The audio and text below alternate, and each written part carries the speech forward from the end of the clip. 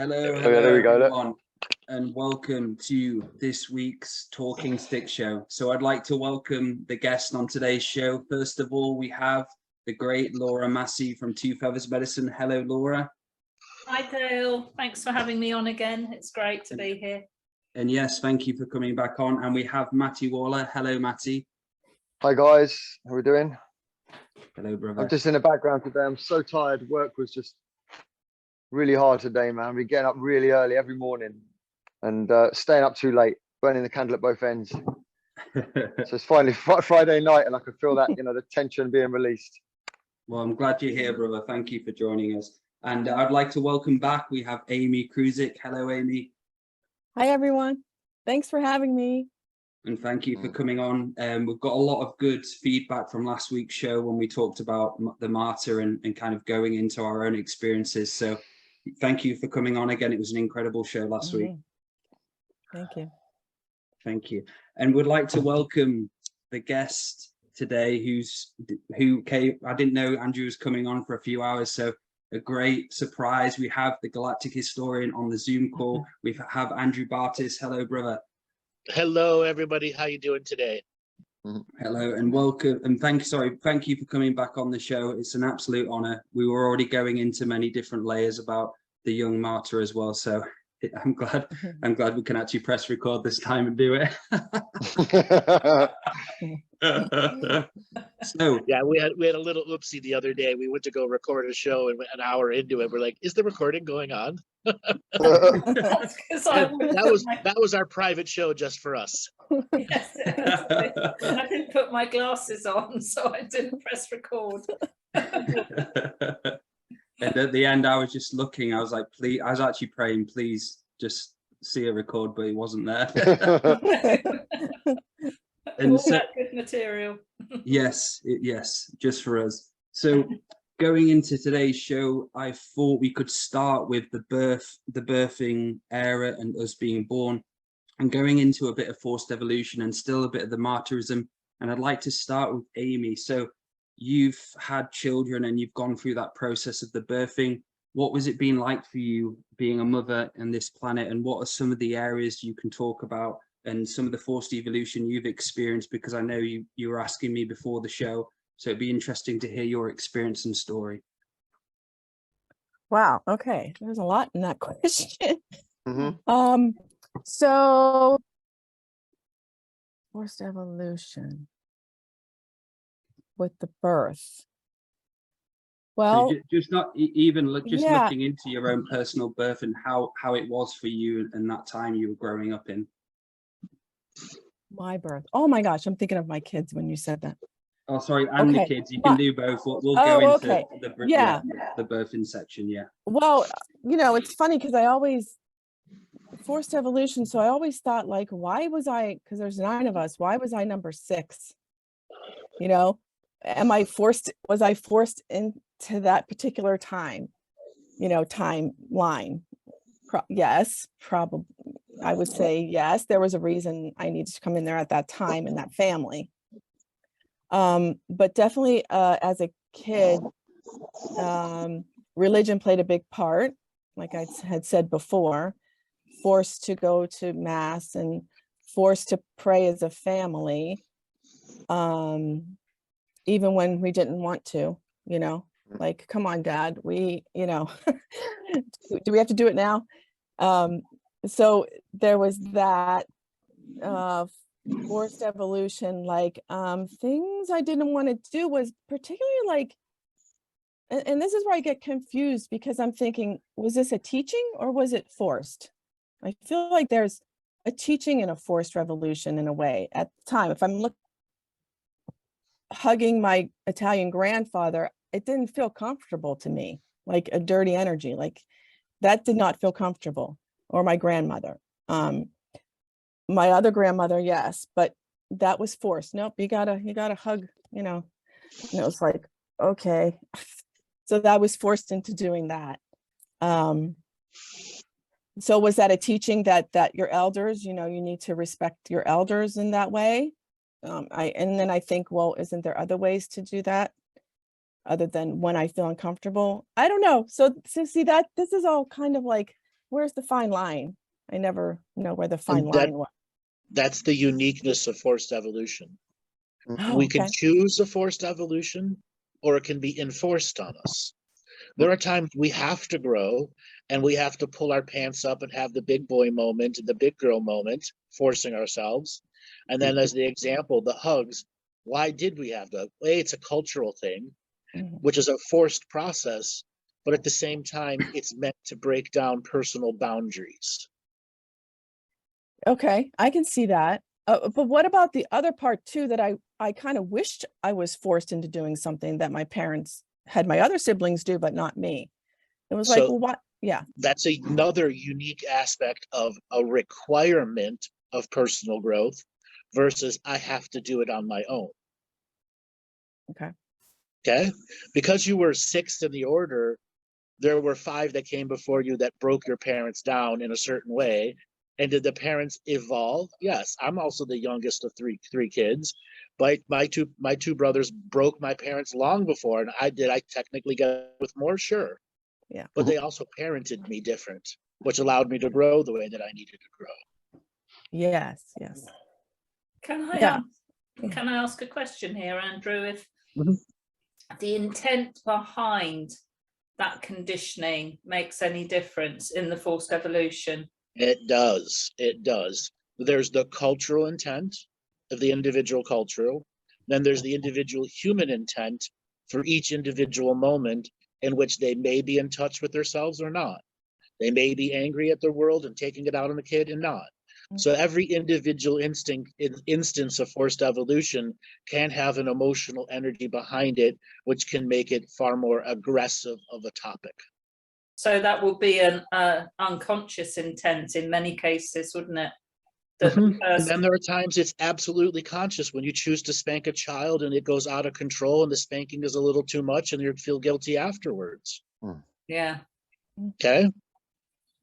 Or I should have spanked the child versus, years later and they have no discipline. Mhm. Yeah. Exactly. And is there Yeah. a connection with the work ethic? And I remember you talking about this before, and the generation have kind of lost that work ethic. So it's a less kind of forced evolution on those people, on the kids, Andrew, as it's changed so much because the generation now don't have as much work ethic as the generation before. They have And on the virtually- parents. virtually no work ethic. And here's a story. Right. I have a friend that's a police officer trainer and has been a trainer for police officers for nearly 25 years at Academy in New York City. So he does New York City police officer training. And the new recruits that are coming in have virtually no people skills, have never been into an actual physical fight, and many of them have never even been yelled at. And they expect themselves to be police officers. Imagine a 22-year-old kid applying to be a New York City police officer and never been yelled at by their parents. You're going How to are see the they gonna baddest do of the bad. How are they going to do conflict resolution? They're not. They're going to crumble. They're going to shoot immediately Yeah. because that's the what they're worst trained case to do. scenario. Right. They're going to pull their gun and shoot immediately. Fear. And which is why we're seeing so many police officers leave the physical job and go to an office desk job, the ones that have been out there because of, cancel the police, all those other social justice issues. And what's happening is they're hiring 18, 22, 23-year-olds with no emotional capacity to actually be a police officer and no road training people to actually train them what to do, let alone conflict resolution or how to be yelled at, how to be spit on. Police officers regularly get spit on. The one officer that I've known for years, he's like, usually in a year, I get spit on 30 to 35 times. Yep. If somebody spit on you, anyone else, just walked up to you and Yeah. how would you react in that moment? It's just completely random, no one. Yeah.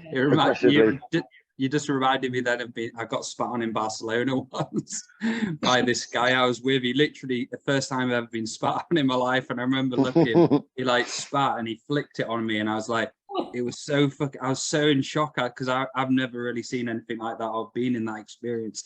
So yeah, that reminded me of that. Well, the police the police that I've interacted with have always been pretty decent people, and they pretty much on a night-to-night basis, they face people that are in their worst times of crisis. Obviously, there are people that are in longer crisis than others. What they do is, they meet people that are at bad times, and so much hate is projected towards them on a day-to-day basis. You imagine if that was your job and how you functioned was by receiving abuse on a day-to-day basis, constantly over weeks, months, and years. What that would do to you. All that And negative then, energy.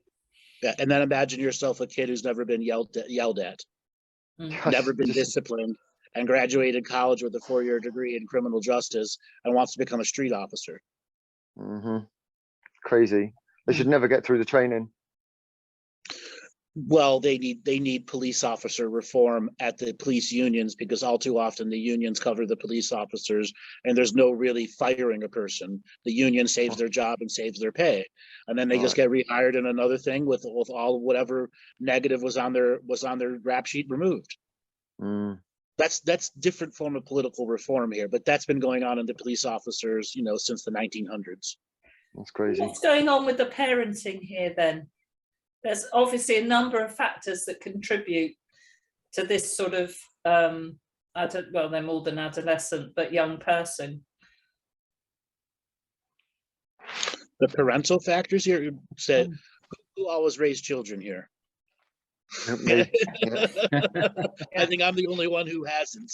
Okay, but I have other I have seen people grow, and it's different when you watch your child grow. And I'll ask each person. So, Amy, what was the hardest thing you had to do for any of your children? Any of your children? See them fail. Okay. That was Maddie, hard for me. Yeah. What about Maddie? What about you? My own misgivings, having to see them go through my darkest days. Okay. Laura, for you? Leave them when they were 16 and 18, because I left my first husband. Okay. Dale, what about for you? Not being so attached to Marley and Opal when they were leaving the bed, because we slept in bed with them for far too long. That was the hardest part, getting used to being without them in the bed. Yeah. Okay. What do you think the hardest thing's going to be when they've all become grown-ups? Mine are already grown-ups. Okay. I found a level of disconnection quite easy, actually, at a certain point. So there's a transition where they're no longer infants, teenagers, tweens, and you're able to let go. Yeah. There are a lot of parents who can't do that. Yeah, the control is less and less and less and less. Yeah. Because we don't know what they're doing. Yeah. But then there's the guilt. Then you're sometimes like me, you're carrying guilt. Right. Guilt And then for what I did, and then trying to make up for it for the other years. Yeah. Right. And then you have certain cultural parents who demand you have kids by the time you're 18, like the Muslims. Or You're not even ready. the You're not ready. Italians. Okay. Cultural guilt, manipulation, and control. And even from my journey and having so many children, it was the first child compared to having Opal, the latest, just the change what I went through from the first till Opal. And it is with each one, I was kind of trying to make up in a sense for what wrongs I did in the last one, on that era of when they were saying 0 to 3. But again, I guess Andrew and everyone, it's all about that experience, and they've come in contracted to go through that process of say all of what happened. So as a father, that's probably been the hardest thing for me. But looking at it, and I've spoke about this before, is one of the things which give me inspiration is my children seeing me growing and me doing the work on myself for them to grow up and see that it's important to do that. And that's one of the proudest things I have as a dad, is being there and going from my own shit and going into my discipline, learning how to do self-healing, self-mastery. So yeah, it's a hard journey. It really is. But they get to see what effort really means, and they get to see the fruits of your labor as well. And, when Amy was talking about children, and I think for me, forced evolutions are generally something that you've been ignoring or putting off, and then the universe will just make it happen in some way, and it's generally not pleasant.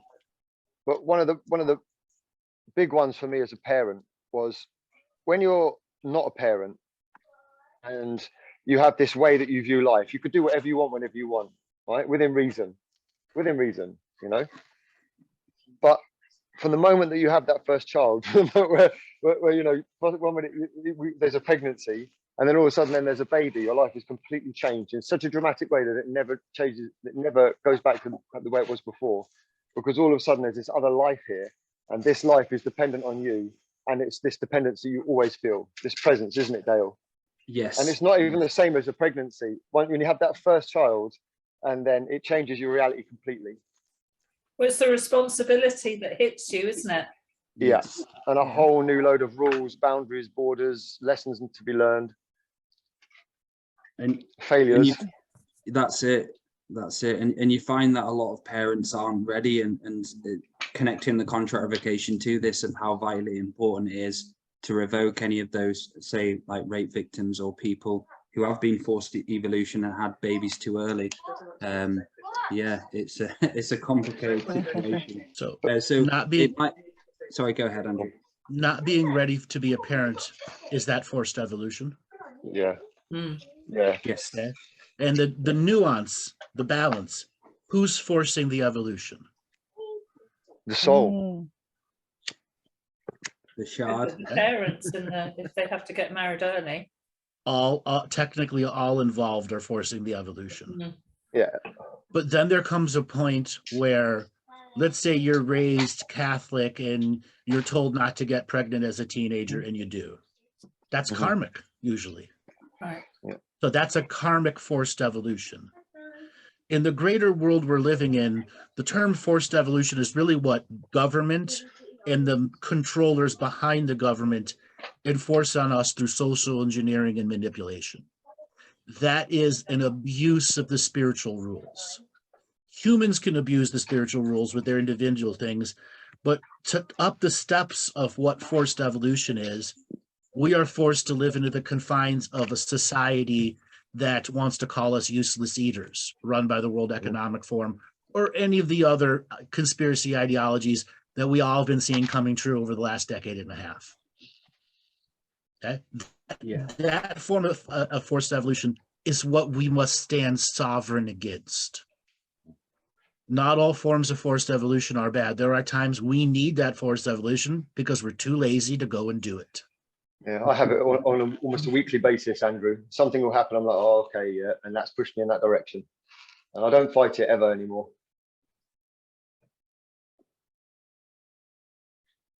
And it could be, so I think, so Gabrielle's actually training to be my wife, the teacher, and how, so talking about a good question, Andrew, would be for the forced evolution, like how it's changed in schools as well, because now there's so much, the wellness team, and you basically have to learn about the children and having to look after them if there's any marks or anything like that. So connecting it all, what's it been like changing throughout the years of school? Because we used to, how long ago did we used to hit children at school and they used to get slapped? I was smacked at school when I was little. I remember being smacked by a teacher in front of the whole class. Yeah, I was born in '79. And what was that, Andrew? I was born in '74, and by the time I was in 6th grade going into 7th, it had been completely removed. Spanking had been removed by in our public schools that I went to. Yeah. What about you, Amy and Laura? What was it like when you were at school? Yeah, there was spanking by the teachers with a thick board, out in the hallway, and everybody can hear it inside, the classroom. You can hear the kid, screaming. You can hear him screaming. So yeah, I was born in '63. So it was out by the time I graduated high school. It was done, it was done by then. But that was middle school. It mostly happened in middle school more than high school. Yeah, same for me. Yeah. Yeah. We had the cane. Yeah. We had the cane with the the cane across the hands, Laura. And he would. I don't know, because I don't know anyone personally who had it, and I never had the cane. So my dad used to get it regularly. He said across the hands. Yeah, they had some very sadistic methods. Mhm. So was that a process, Andrew, just to kind of disable that generation into not awakening and being traumatized, to slow it down? You can't individualize it to damage the generation. It did damage the generation. Yes. But before that, there were punishments that were even worse. Okay. Every little culture had their way for teachers to discipline students. You had the Catholic nuns do some of the most abusive things that were potential, making them sit on their knees on a floor that had bumps on it, to the point that their knees bled. I mean, that goes back in education, where parents gave authority to educators to discipline children however they felt, until such a time some parents back, like close fisting a child, like full on punch. And then parents would come in and beat the shit or kill the teacher, which was common in the 1600s and 1700s. And that's why a lot of teachers didn't go out to the rural areas. But also, Andrew, in our more recent times, like my mum and dad, their parents, they were young in the war, and so a lot of the teachers, the war had a big effect on everybody, because people were conscripted and people saw things, and it was just a really depressive time for people coming out of the 60s and the 70s, and generations of people who had been through that trauma and were having children of their own. Right, and the level of ghosts that were out then post World War II, and in the recovery zone of the boomers and childs, the ghost levels back then were gigantic. Right. Okay. Of course, yeah. Many of the things that were done to the children 30s, 40s, 50s, and even in the 70s is considered torture today by the international courts, humanitarian courts. I was made to stand against a hut this by my next door neighbor, who was a dinner lady, and the dinner ladies were the most evil of them all. And I was made to stand against a hut. And I remember actually moving me into the sun. As the sun went round, they'd move me whilst everyone else was playing, and I'd have to stay in the sun. Awful. You never get away with that today. Never. Are you talking about lunch? Are you talking about lunch ladies? Yeah, lunch ladies. Yeah. Yeah, I was a lunch. Evil. Can I have some more? I was a lunch lady. Oh no, you're not evil. You're not. I know, but there was. You are right. There was one woman I worked with. There was two of us, and man, she would like yell like a sergeant at the kids, and it was like, what for? Authority. I could see her wanting, they have to respect me and stuff, but you didn't have to do that. You didn't have to do that. Amy, like my wife is a swimming teacher, and she's been a teacher as well, a PE teacher. And it's amazed us all the way through this, how many people that don't actually really like children choose to work with children as a life path. I don't know why they do it. Exactly. Oh my God. Most of the people I worked with didn't like them. Most of them. Maybe they're a bit narcissistic and they like the control they can have over them. My sister is one of them. Sorry, but yeah, definitely. She didn't have children. There's two in my family that never had children, and she's one of them. So that's interesting. So she went into teaching. I think the other thing they do, which is really damaging to children, is they call them out in front of all the others. So they embarrass you. And that's happened to me. And it feels really unjust, especially if you weren't doing anything. So Laura was I was the naughty child, Laura, all the way through school. I've always been the naughty child. And when I was in infant school, and there'd be assembly where all of the school gets together in a big hall, and there was a big doorway at the front where they pulled it back, and that's where the dinner was served. But they had this big picture of like a country scene on it, and I was made to sit facing that every single time at the front of everybody. So everybody's behind me, all these hundreds of kids looking forward, and I had to sit there and I'd stare and just look at this thing. And that was over and over and over. I was always treated that way. Yeah. So the irony of humiliation, the entire psychological field, 90% of it is based off of traumas people experience during education. Yeah. Mhm.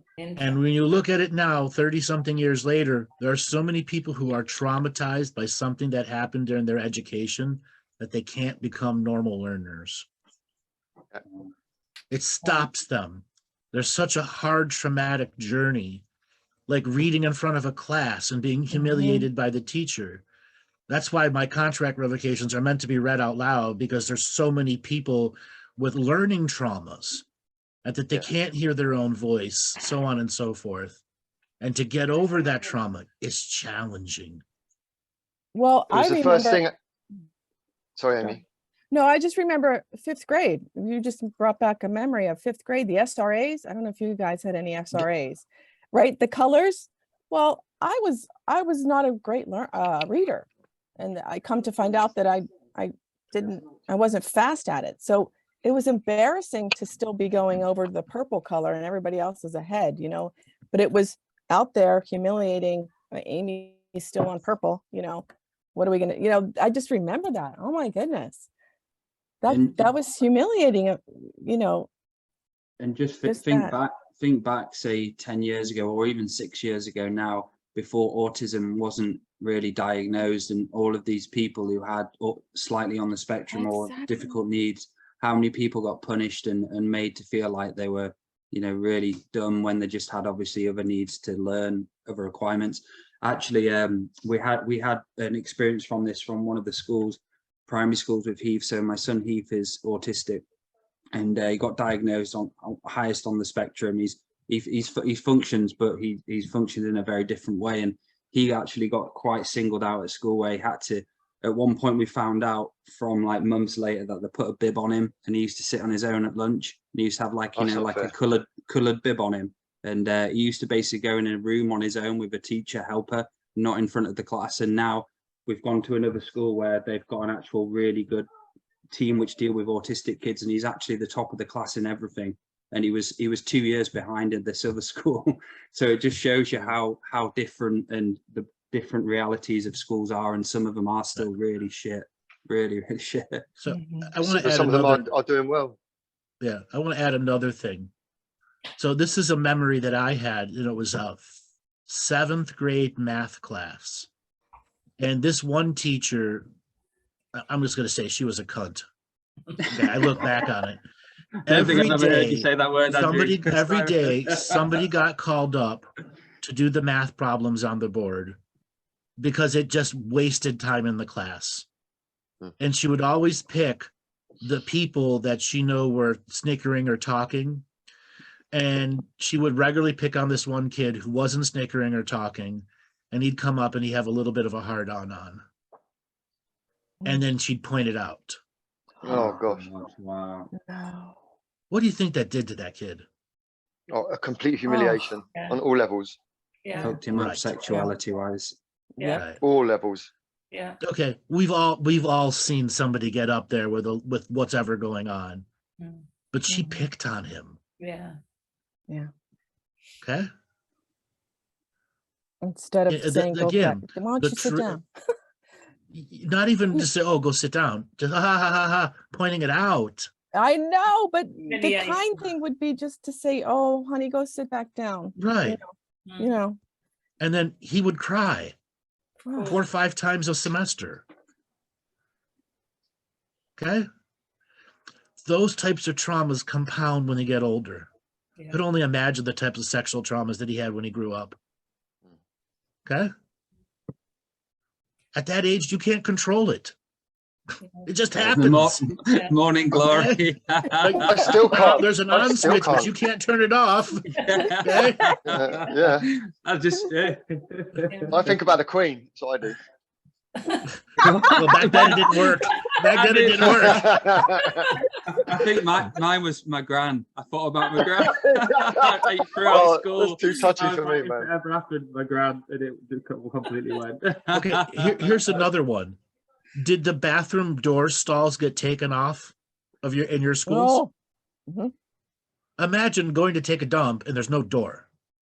Whoa. That never for us. Never. Okay. Basically, from 6th grade on, all the toilets in the men's room had no doors on them, but the women's did. It's crazy. Okay, no doors. So it created a situation.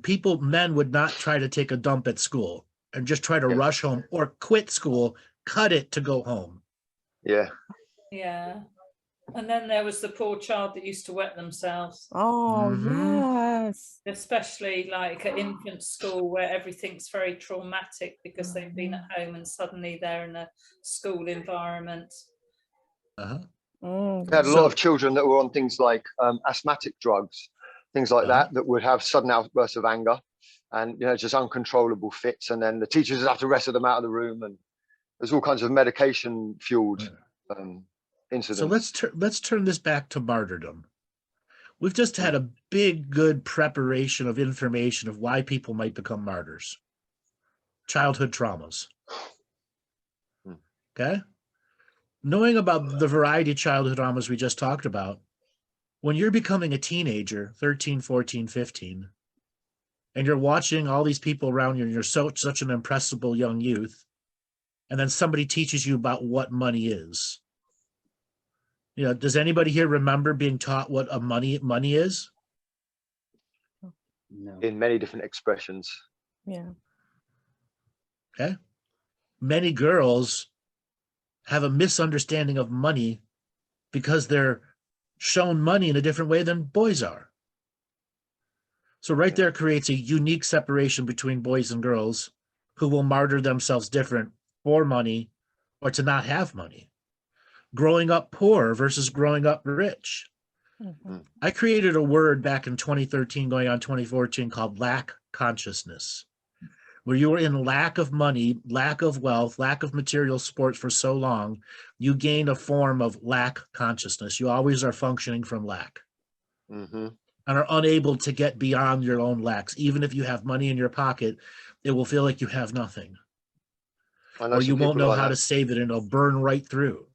And then there's the DIYers, do-it-yourselfers, who become so obsessed at doing it on the cheap because of lack, they never actually learned how to do it right. And we see this in spirituality all the time. They come in, I do this, I do it my way, and I don't actually learn from any teachers. Because I think charging for spirituality is fake. How many times have we heard that statement? You should never be charging for any of these spiritual teachings. No one would ever learn anything if they're always for free.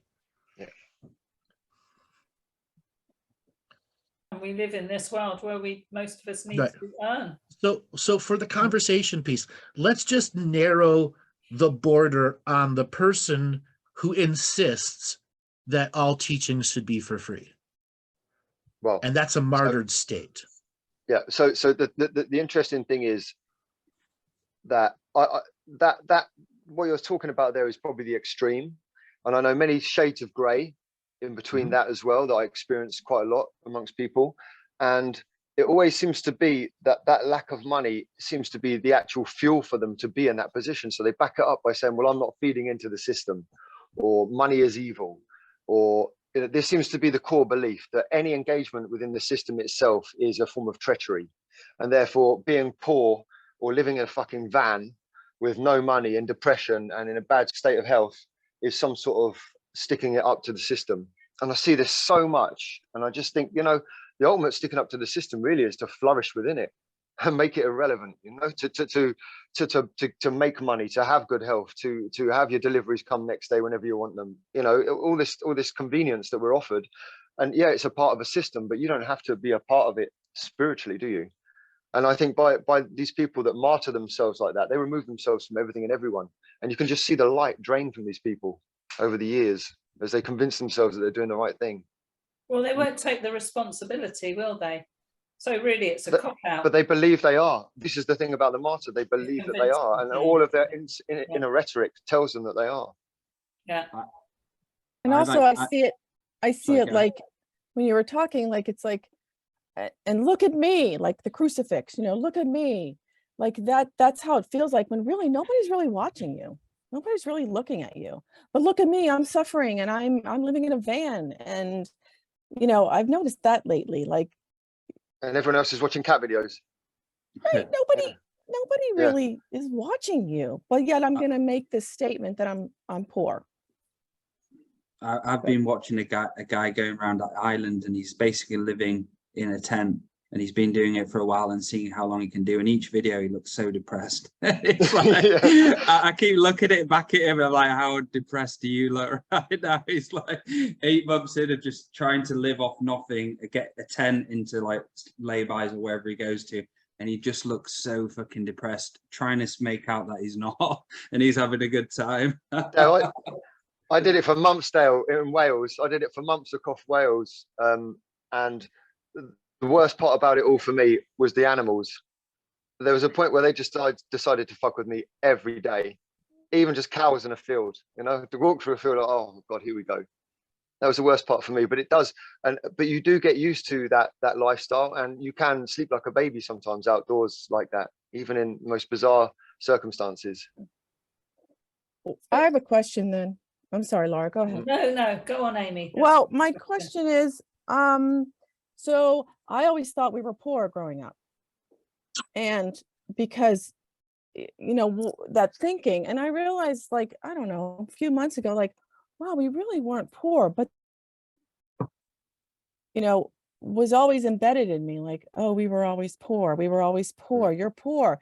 People would give us money for Christmas so that we would have gifts, you know, and I grew up with that mentality, and I just realized, I don't know, a few months ago that you weren't really poor. We had a house, we had a car, we had our clothes, even if they were hand-me-downs, shoes, like we really weren't. But that mentality stuck with me. Right. So, and what did that mentality do for you negatively growing up? As you look back with hindsight. yeah, negatively. Oh, well, the feelings I had were jealousy. You know, of my friends who had the Calvin Klein jeans and I couldn't, you know, have them. There's a lot of jealousy and resentment. Yeah, growing up. And competition, you know, like I'm going to save my money so that I can get these jeans and then, you know, I'll be with them. But really, it's so dumb to do that. Right. It's so dumb to keep up. Jeans don't make the woman. Sometimes for a short period, you know, they do. Yeah. Walking away, yeah. But, you know, it's like trying to keep up, you know, trying to keep up. That my mom was good at that. My mom was like, we got to look good. What about that? We got to look good. Yeah, but that's to help build the emotional you and being solid in what you do. Now, focus a little bit with more of your hindsight on some of the other things that it did.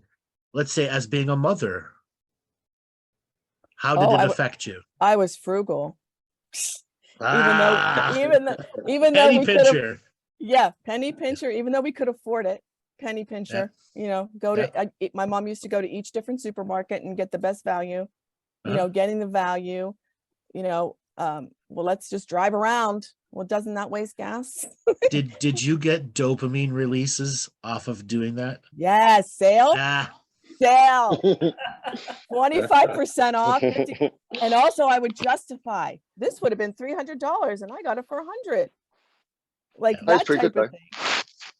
Like that was a dopamine release. Yeah. That's then in fortifying the negative habit pattern, which is still greatly limiting to you. Yeah, for sure. What else might have it done?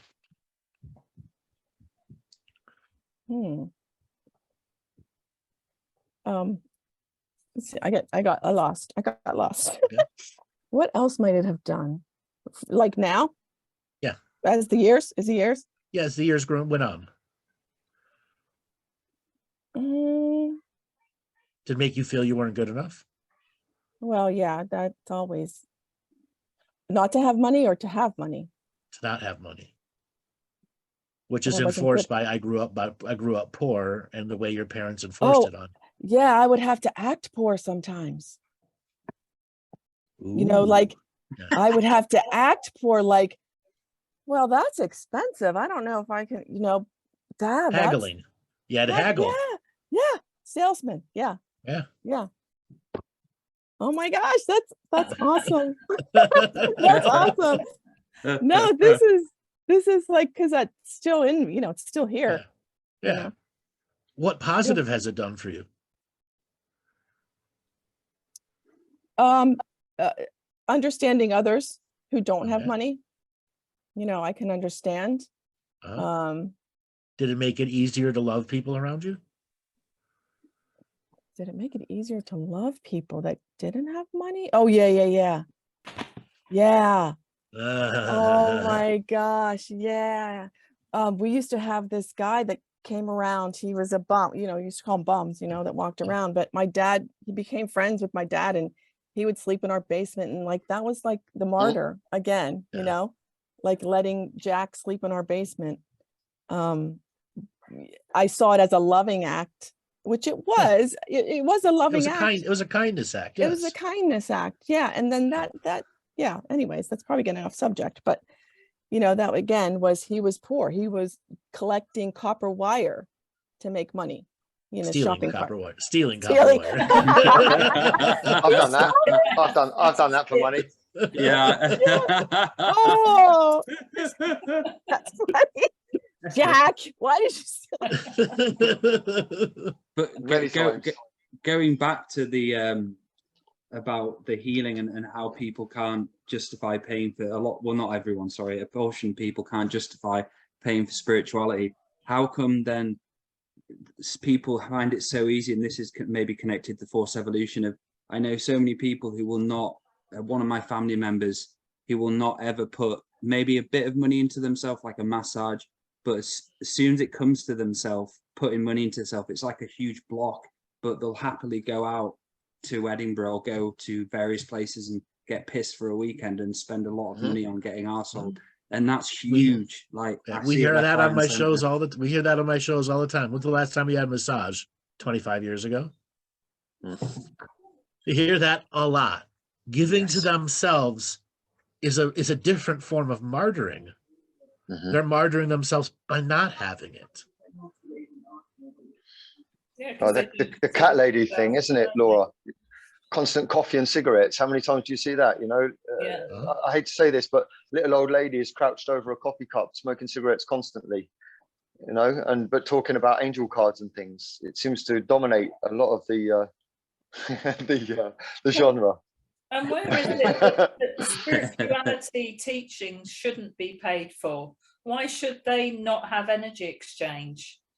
Because I think it's a good thing. Evaluating them, isn't it? It's taking the value away from them. If people in some ways saw money as energy, right? So it's an energy exchange. Andrew's always taught us that, hasn't he? Money is a form of asking energy. your value. Yeah. So, you wouldn't, we all do a certain amount of work, I'm sure, or I give free CST treatments now and again. We all do it. Andrew's put out tons and tons of free material. But we're all here, we need to earn money. We need to more than survive. We need to thrive. Why has spirituality, become so devalued like that? There's not other things that you go out and expect to pay for. Because it's been infiltrated. Yeah, exactly. Absolutely. Yeah. Because if everybody had their own, because they're trying to come from a collective perspective, in your own hologram. For me, money is one of the most exciting things in my life. I've chased it so much, and there's been peaks and troughs, and the times where I get it right and I've had loads of money flowing, it's been so exciting. It's like pure freedom, and you never forget it when you have it, what it feels like. And it's not been a negative thing for me at all. It's a driving factor, a motivator, and something that I get great pleasure from, great dopamine release when I get it right, and then a flow of money comes in. I enjoy it. It's like a game. You will pay for spirituality teaching. So what is? Oh, absolutely. Only to Andrew. I wouldn't pay to anybody else on the planet. There'd be no point. There'd be no point. It'd be an act of kindness, an act of charity if I did. What is there a mass unconsciousness that is you don't pay for spirituality teachings, which goes back generations, doesn't it? Through the church teachings. Because I've been in this industry for a decade, going on 11 years now, between 2012, 2013, and early 2014, there was a mass group of people who demanded all spiritual teachings be 100% free. And the majority of those people who were called light workers then, who were not actually light workers, were recovering Christians, discovering conspiracy and realizing that the conspiracy world and the self-help world were all put into one genre. Everything the conspiracy people had, the self-help people had the opposite of what they needed. The conspiracy lost groundedness, self-help had groundedness. Conspiracy had information that helped the consciousness and spiritual people understand the greater world, and thus they were put into one thing.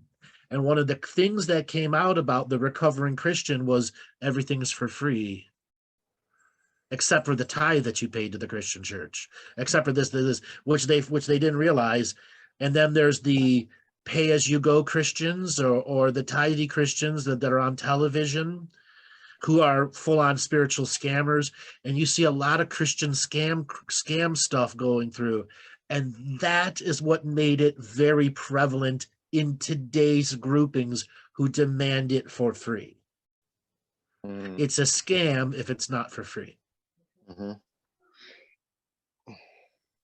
And How do you get around all that? You tell them that's your choice, that's your belief. I will ask my value for the years that I put into studying and practicing this. And anybody else that studied and practiced something for decades at a time, that's your time that you evolved into it. And when you begin to ask your value, those who think you should have for free will disappear, and those that will pay it because they want a person who's been experienced at it, not a pretender or a scammer or a snake oil salesman. You create your own filters.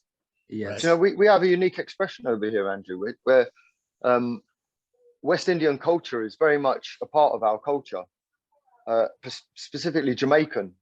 Yeah. It came over in the 1950s, 1960s with the migration of people that came over, and it just blended. And music and culture has completely blended, you know. And oh gosh, I've just completely lost my track. Bang! I just got brain farted. What was he talking about?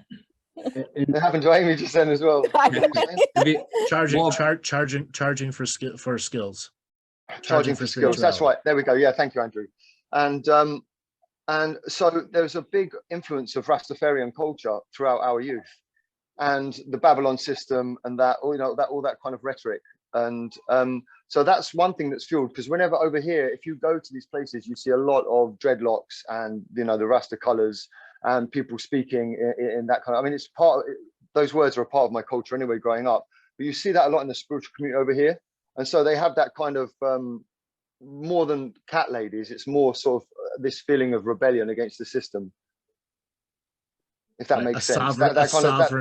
A sovereignty ideology that's not necessarily spirituality, but it's more physicality, a physical sovereignty from the system. That's right, yeah, without interacting with money. So money is evil, and therefore that backs up, and anybody who's interacting with money or anybody who's actually doing well with money therefore must be evil and in on the game. If you ever had, it just reminded me of, I think there's 3 clients in say the 11 years I've been doing it, have actually asked for refunds. And one of them, it was so funny because one lady came and she said she actually fell asleep in the session. She said, "Oh, I've never felt so relaxed in my entire life." And that was amazing. And she sent me a message like 2 days later asking for a refund. And oh God, I get those too. I get those too. And it's like if you go and buy $20 in gas and come back the next day and ask for a refund, what is the gas guy going to tell you? No. If I've done the time, then it's done. If I've skipped the session, I immediately refund them. But I in the years of doing this, 11 years, I think I've maybe had 15, 14, which is very low comparatively to many, many others. But it's the ones that you don't tell them what they want to hear. Okay? That's the first thing. If anybody knows me, I'm never going to tell you what you want to hear. I'm going to tell you what you need to hear. Yeah. And that reminded me then of there was another guy who just completely reminded me. He basically rang me and he was on the phone for ages and I couldn't get him off the phone. And he kept talking about his higher chakras and he goes, "Well, I want someone to work on my higher chakras out of my crown." So I did the session and he was heavily haunted, and his like liver and kidneys were just so overloaded, and his body was just full of toxicity that he wasn't able to be in the body.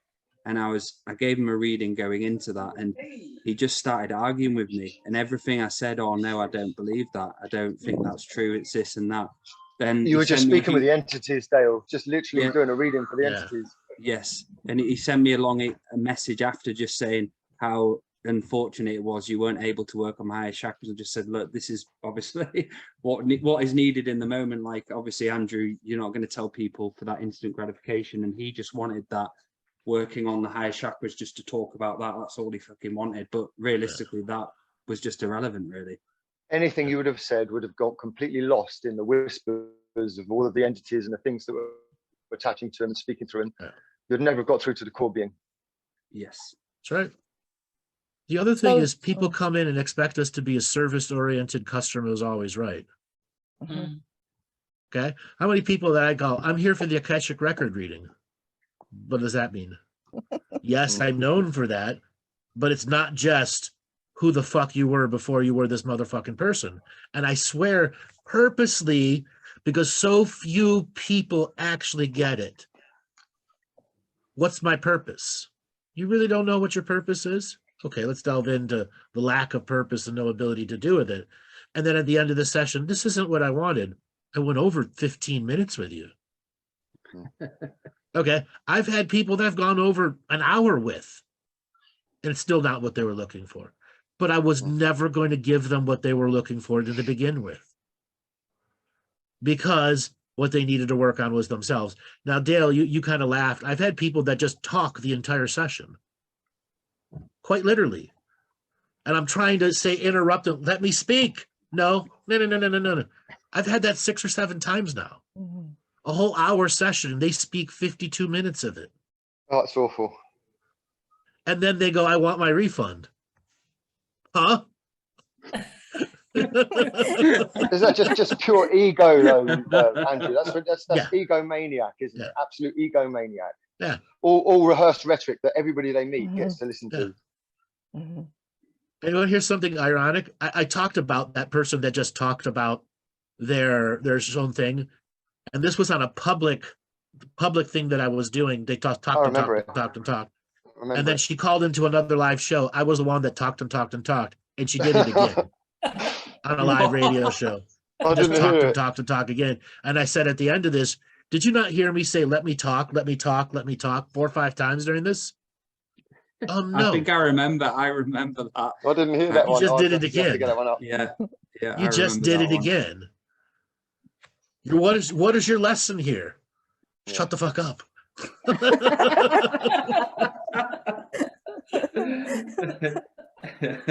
And what are some of the mechanics behind that then, Andrew? Someone who just, is it the ego then, that's all the validation of them wanting to? In this particular person, they alienated their whole world with their crazy perception of the world, and that they just needed to be heard. Okay. But because they had alienated everyone around them, they have no social skills, which is where the ego takes over and makes them think they have social skills. Yes, but they come off as just manic. Yes. And then there's those who ask, and then you say, and then it's as if you haven't said anything. Yes, like blank walls. Just whoosh. Yes. Or just totally ignored. Totally. And then almost the same question is asked again. So you try and do it from another angle, and that's ignored. Right. And then I get visceral to make sure their body feels the answer. That's why I swear. Yes. And I'm being honest about it. Like, I really appreciate when you started doing more of the tough love stuff, Andrew, because a lot of people fucking need it. Because if you give them all the fairy and light stuff, they're never going to actually evolve. Right. And I've noticed that with my clients, I've not given them loads of tough love, but I've not been as airy fairy as Hey, let me tell you I something, was 6 Dale. years ago. Now, in all of my runnings with people that I meet, when I meet people who are what we would call light workers or whatever, they are the most resistant to the teachings and the things that I have. Mhm. When I meet regular muggles out and about, just normal people, and I speak to them with the linguistics we've learned from studying Andrew's material over the years, and they hear that truth frequency behind it, I get more honesty and openness from them than I do from anybody that I've ever met who says they're on a spiritual journey, other than some of the ones who come to you for paid sessions or others that I've met through these teachings. And I find that quite sad, but that's the honest truth. So I actually find more resistance from people that call themselves light workers than just your average Joe on the street. That's because they're more 100%. interplanetary than your average Joe on the street, I think. They've gone I don't know what it is. so far. For some reason, some people just can't hear truth. Because want they to hear want truth. so much. Go on, Don't Andrew. want to. Don't want to. And also they followed something so far the other way, whether it's, you know, archangels or ascended masters or any of that, that they're really not interested in hearing anything that's much more neutral.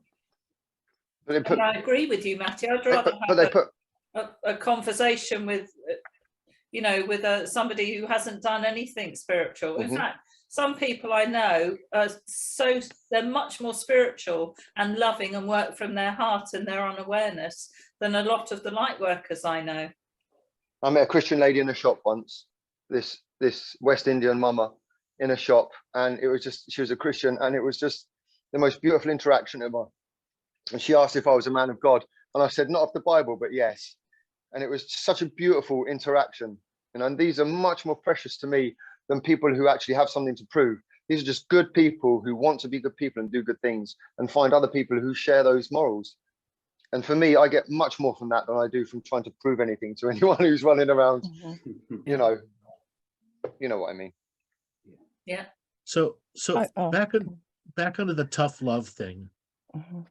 Everybody's got a tough love story. Amy, what was one of your tough love stories that you had to give to a child or receive from somebody else? Oh, well, that would be when I started my mentorship with this guy, Michael, who resembles you, actually. It's kind of funny. Oh, that was an intense mentorship for 5 years. I'm talking patterns and beliefs. That's what I mean. When people aren't working on their patterns and beliefs, which I did intensely, he showed me shit that I didn't want to see. If you would say something to me, Andrew, I would agree. I'm not done with that yet. Like, I know, like I can easily say, I get it. I can quickly go to where you say to go and know what to do with that. Because of what I did, because of those patterns and beliefs that I worked on. That was a tough love. I did not like him sometimes, you know, and I would say to him, I'm not liking you right now. But I know in my heart that it was like, that's what I needed. And I needed it. I mean, I could cry because it saved my life. It was tough love. Yeah. It was tough love. And I used to come from my head a lot. And he taught me how to drop your head into your heart, and that, you know, they work together, you know. So I give him thanks for that, and you too, because you do give that tough love, and people that don't understand that and want something else, that's their patterns and beliefs that they have to look at. What about giving tough love to someone else? What was your hardest one to give to someone else? Wow. Well, I would say my husband. Okay. You know, and him not liking it and him being kind of feisty with it. But it was something that needed to change in our relationship. It was something that I could see that needed to be changed. And he didn't like it at the time. But it's like, but I'm going this path. So I'm just letting you know, and, you know, of course he, you know, did come the path with me, but that's tough. Communication is hard. And that is the worst thing that I knew how to do. I did not know how to communicate. You communicate from your patterns. Yeah. Dale or Laura, what was some of your guys' best tough love moments, learning or giving? I'd say one of probably learning was when I rang in the call-in show and you talked about my sexuality stuff, and I was like, fuck's sake, Andrew. I was like, saying what was the obvious. That was a hard, tough love, but it needed to happen. I remember that show. Yeah. And probably mainly the readings, really, and each one and the understanding of, I'd say, areas which I couldn't see, and you've had to kind of come at me in a tough way, but for me to see that and not get offended, keep neutral about it, and giving tough love, I'd say, would probably be my children, and doing stuff and teaching them stuff, but with tough love, and not, because sometimes it's hard to speak to them. It's like speaking to a brick wall sometimes with kids. But it's probably parenting, I'd say, giving tough love out. With my sessions, I try, and the thing is, when I've done a lot of tough love stuff, it's how I word it to them so I don't offend them. And because a lot of people obviously know your background, Andrew, and listen to you a long time, it's like, how do I say it to someone? And because I remember this lady who came to me, and she was I've talked about this before, she was a fruitarian, and she actually said to me, oh no, it's good, that's all you have to live off, just fruit. And I just looked at her and just said, oh well, you're destroying your body, and you need protein, your muscles literally need protein. That's just obviously science. I'm just saying it obviously in a way for you to be aware. And that lady, I never saw her ever again. And I think she fell off the journey, and she ended up in hospital as well. And she many of those completely gone off spirituality. So I've had loads of moments how to do it, and where to not step the line, where to do it. But I love the tough love. I think it's very necessary, especially with the light worker salads we experience this day and age. Well, I have had an aspect of me that was was quite manipulative. I know that was developed out of survival at an early age, but it's something I carried with me for a long time in life, and used it on both my main partners. And I think when there were times when I just couldn't get my own way, and it was better for me not to get my own way. And that was really hard, because I had been quite used to getting my own way, just using this manipulation energy that I had. So I had a few really tough lessons with that.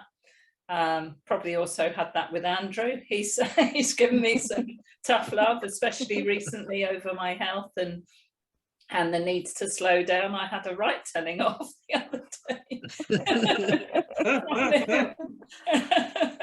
But don't move. Someone's got to. Who can tell off the grandma? Someone's got to. It did actually save my life.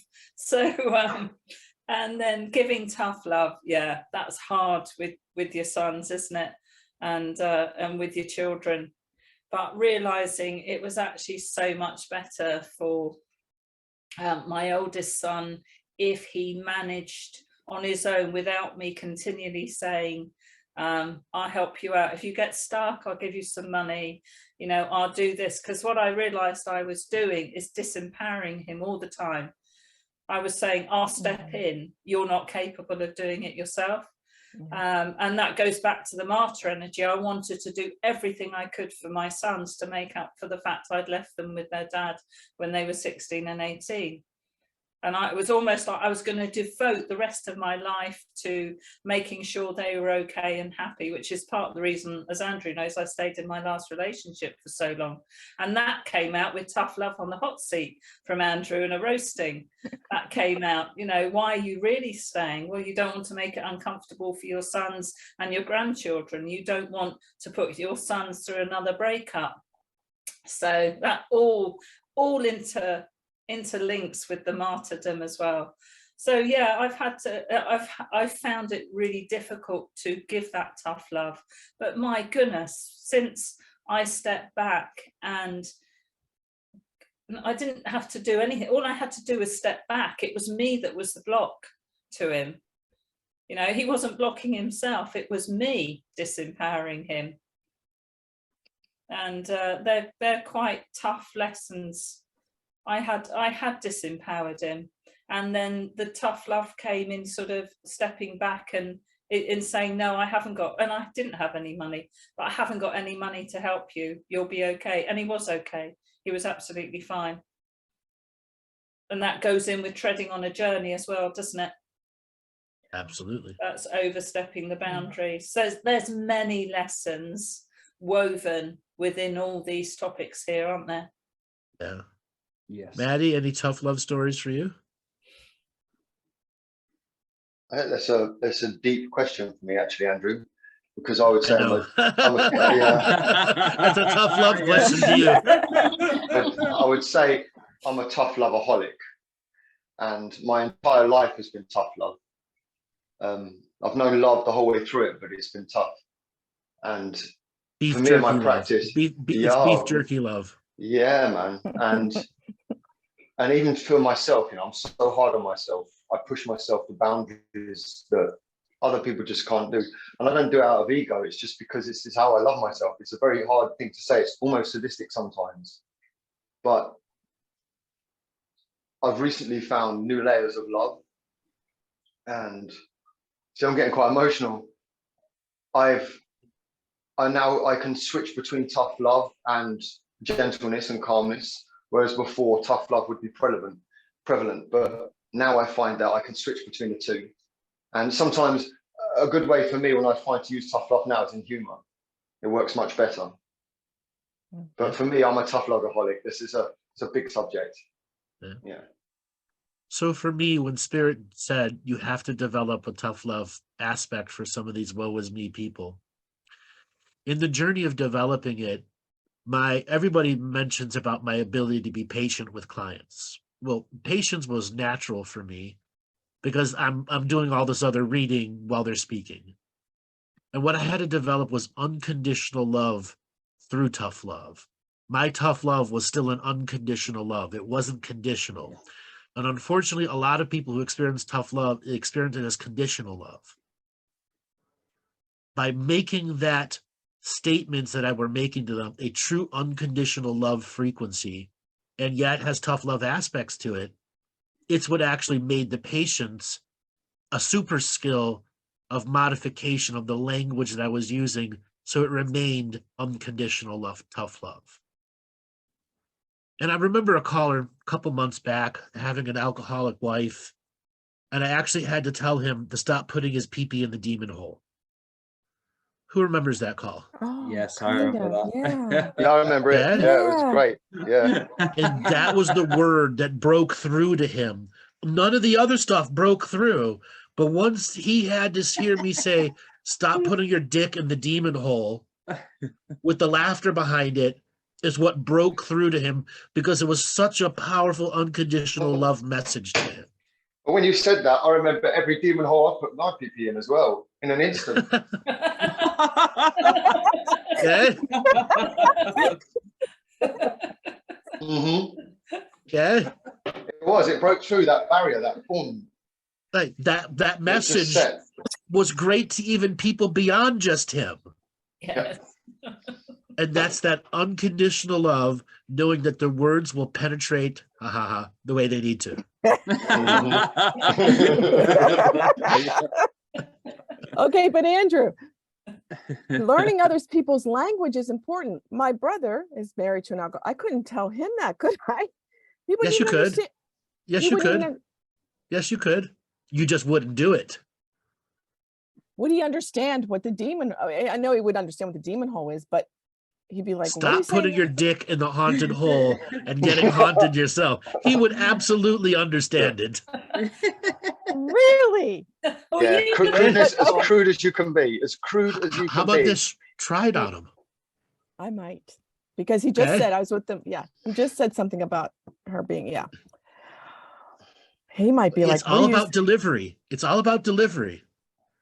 You just can't call him up and go, no, stop putting your dick in the haunted hole. It's about delivery. You wait for it, you build it up, you wait for the opportunity and you build it up, and you've got that in your mind. You know you're going to say at some point. And see, I would be blunt I would be blunt like that, be like, that's where people get mixed up, when you're blunt, they don't, where are you coming from? Like, where are you coming from? Yeah, okay, good. It's here. Because he's thinking it anyway. Was I thinking about telling this guy to stop putting his dick in the demon hole? No, but I knew it from the beginning of the session. Okay. And it was in the moment, but in that moment, it's what broke through to him. I say this often when I'm working with people, I'm looking for what's going to help them 6 months from now. 6, 8 months, what's going to stick? It's not about all the words are insignificant. It's what concept sticks. And in that moment, my spirit and my vision locked on. Stop putting your pee-pee in the demon hole. Eh? What's the flip side of that for women? Stop putting it in your mouth, the demon stick in your mouth. The demon. Yeah. Okay. Or other places. In my head, you didn't have to flip it. Yeah. I flipped it in my own mind when you said that. Yeah. Did Well, you? the I demon- didn't know. What The are you magic saying? demon wand. Vagina Magic in the. demon one. I was thinking more vagina, but okay. Don't spread your legs to the demon wand. Yes. Don't spread your legs to the demon Okay. demon wand. Yeah. Okay. That's I mean, hilarious. there's many other references that I could make too. It's what's the most visceral? What's going to make the body go, ugh? Yeah. That's the key. That's And how you you know get beyond the programming with that parasympathetic shiver response. And it's almost like we know how men love their penis, right? And that would Yeah. hurt. That would be like, oh my God, it's going to go in the dark hole, and I'm never going to see it again. That's Right. how I would. That's how I would think. You would think. Cut off. The delivery has to be different for men and women, you see. For men, it's more Yes. visceral like that. It cuts through. Yes. But for women, you have to go more emotional. You have to be more of a sort of, you know, there's a different way to bring that humor to a woman. But that Right. for men, that Man. visceral thing, it's the way, yeah, if you work any job at all where it's mainly men, you'll see that sense of humor. It's the way they cut through the bullshit and get straight to the nitty-gritty, right to the meaning of what they're trying to say. Yeah. Yeah. So, okay, speaking about tough love stories, you've all listened to me for a while. What are some of the better tough love stories you remember from my shows? Ooh. There was the guy who had a very, very meek voice. And you worked with, I think was he Italian? I can't remember. Do you remember, guys? And he was being completely run by, I think he was being completely run by an entity. But Was he the one that was schizophrenic? I don't think he was schizophrenic. Oh, I like that guy. Who was the schizophrenic guy then? No, he was good. That was a good call.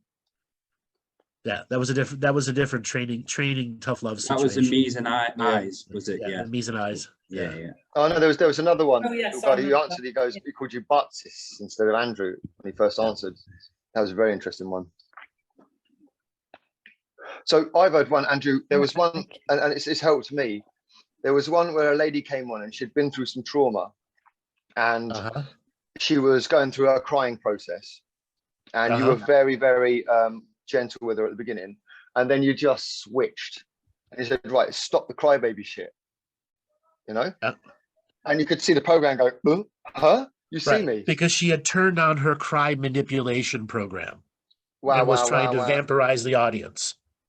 Yeah. Mm. But it was almost like, it was so clever. It was like you knew it was going on in the background. You let it have its say, and then you called it out at the right moment, and everyone could see it, including itself and the lady herself. And it was remarkable. So that was for me the ultimate tough love, and that's helped me so much when I see that in other people. It was so visceral, that moment. I love when you turn on that wee, wee, Yeah. when they're about to try and say, oh well, I can't do this. What it is like, come on. I don't think he's ever done it to me. Has he ever done it to you guys? Has he done it to you yet, Dale? Say that again, brother. Yeah, I've wow-wad yes, to him. Laura. I've wow-wad him before. Yeah. You called me. I've been called chicken shit on air before. So. I got my first taste of chicken shit. You've had some real tough cookies, though, Andrew, where sometimes that whatever you say, they're going to argue against you, and we can all hear it when we're listening to the shows. And your endless, absolutely infinite patience with these people. But some of them just won't shift, will they? I've seen Andrew pass someone off once. There was one guy who came on. He sounded like an Indian fella, and it was Andrew had been speaking light language, and he made a really ridiculous comment about light language, And then Andrew went, okay, so we're going to go on to the next caller. It's the one and only time I've ever seen that happen, where someone's come on, you've gone, nope. Yep. And I'd done private sessions with that guy, and that was he was really? a comic, and it was just done at the wrong time, and it was done with a malicious energy because I cut him off. Yeah, like, it sounded awful. My heart sank into my balls as soon as I heard him. You know, as soon as I heard it, I was like, oh, get rid of him quick. And I did. Horrible. I'm like, poof. There you go. But quite often they will cry when you make that breakthrough with that tough love. Mm. I do when you do it, and you still do it with me. I do too. I do too. Yeah. Yeah. Okay. I get angry. I just like, oh, how did I not see this? Yeah. That's what I get. I kind of get that frequency of like, oh my God. And then instantly my mind goes to, right, how can I rectify it? It's almost like instant. Remember the guy who rang up, who broke into your house, Andrew, actually rang up on a show. Yep. I remember. Did he really? I couldn't believe that. The one that tried to kidnap me. Yeah. Yeah, I turned it up and I was like, so I rewind and listened to it again. I was like, what the fuck? So, Oh, we need to do a mega mix of these. You need to get these ones and put them all in one little reel so we can hear the darker side of the Galactic Historian. This would be great. My house been broken into 4 times. Yeah. That's Crazy. the darker side. Yeah. Stalkers. Stalkers. shoot? Yes. Did you shoot? No. I just had to point the gun. Yeah, that's enough. The one And That's wait so for the police. scary. So scary. the ones who insist that you're meant for them, they're going to marry you. Well, I The can ones that personally say I know insist at that I least have one. to have the golden child with them. Yeah. Oh, you do Lord have Jesus some Krishna. quite beautiful. So quite beautiful. The one recent one I remember was the couple, and I remember them because they're from the town that I'm kind of from, Aliquippa, Pennsylvania. Do you remember that one? That there was a couple. The throat energy people. Yes. Yeah, that was great. That, oh my goodness. And you could see her struggle and and I mean, even the pulling it out, I've been doing that too, just, you know, pulling things out. That was amazing to me. So I don't know. It was for all of us beautiful. guys, as long-term listeners, how did you feel about when Andrew started to actually put the cameras on? Because for me, remember the lady that came on and it was all about the eye language. As soon as she was looking and her eyes were going left, right, if you'd have just heard her voice, you wouldn't have picked up on it, would you? But instantly you saw those eyes. I could. I know you could. I'm talking to, that's why I said the others, Andrew. That's why I said the others. Because for me, there's bits that Andrew picks up on, but for me, you know, I've heard just her voice, I'd have picked up something, but as soon as I saw her face and her body language, it was so much more evident. And it had a whole different layer, doesn't it? And then the way that Andrew was able to pick them up on it because the rest of the audience could see it as well. I thought it was great. It completely evolved the show. No, I love the cameras on. I love the cameras on. I feel with the shows, Andrew, and what's great about them is how each person who comes on, there's always something there for them to work on, and that you don't find someone getting annoyed or let down, or you kind of find a way. It's like a game. It's like you go in one angle, but then you go around, then go in, go around until you're into the where they're actually listening to you, and that's where the deeper layers of healings come in. You see it when you start speaking to them, and it's like you'll say the same thing, but you'll have to say it in so many different ways to get into that healing state. And it's beautiful to see that, and the amount of people it happens to left, right and center who won't listen, but towards 10 minutes in, they'll just start listening. It's if you don't have an agenda. Yes. If you don't have a personal agenda to prove that you're right. It's that sacred neutral terminologies that Andrew has taught us. It's those linguistics, the words, the ways to say it without putting any sort of positive or negative incontonation on it. Just coming from the sacred neutral, it makes such a difference, and it can just get through to the hardest of hearts if you can just find the right way. Yeah, the unconditional love. And it is watching a master produce something quite extraordinary, isn't it? Watching a master at work. Yes. And I actually had my first naked lady, I think, the other week. A few weeks ago.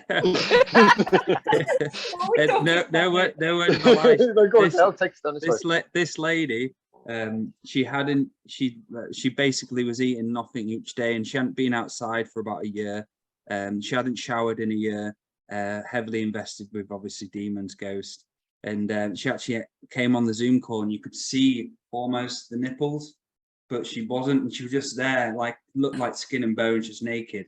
And I was like, I had to turn the video off. I was like, "What the fuck?" And it was about a few weeks after when you were talking about it.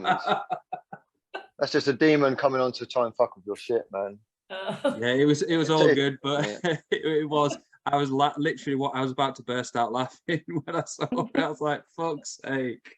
Well, that's why Andrew turned off his videos a while ago, wasn't it? Because of the butt naked man. Red Eagle. Oh, There you go, yeah. A beer in one hand and his phallus in the other. oh. Didn't realize his video did an auto turn on. That's a standard Friday night. Yes. No, that was a Thursday show. That was a Thursday show. Oh, you're starting early.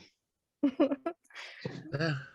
I wonder how many people, I mean, how many sessions do you think you've done over the years? This is just a private session. Over 10,000, probably close to 12 or 15. Wow.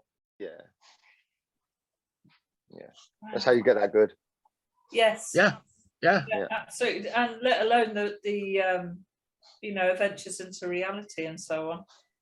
Well, that's where the big majority of them come from. We got to remember, for 4 years of the 11 years of doing it, I was 4 shows a week, 2-hour shows a week. Yes. 6 to 9 callers per show.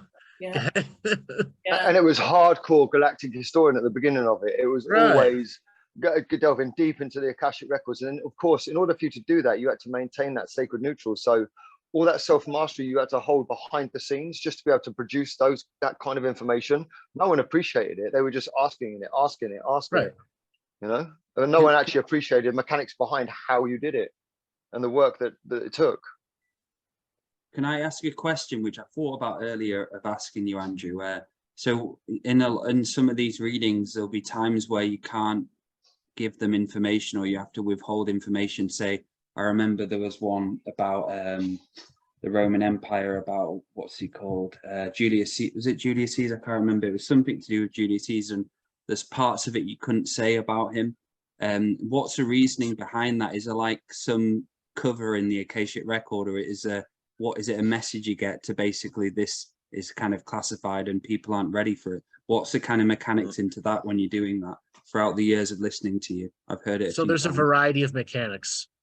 Most of the time, the mechanic says they have to experience this on their own. If you diffuse it and show them something that they don't get to on their own, they will never learn the lesson. And there's a little wiggle room, because this people are actually say, there's things you're not telling me. Yes, because you have to learn it on your own. And the people that call up, I want my Akashic record reading. No, you can't have it. That's not going to actually do anything for you. It's because what's saying in the moment from their spirit is, this will only degrade them more. It will not help them. And then that would be me stepping on their journey, which is the nuances of my personal teaching of stepping on the journey came from these cues from the spirit, from the record, from the guides and guardians, the many that are working in the different situations and scenarios. Mm-hmm. It's not because I don't want to. It's literally, I would be stepping on their journey, and I hold to my moral code of not stepping on their journey.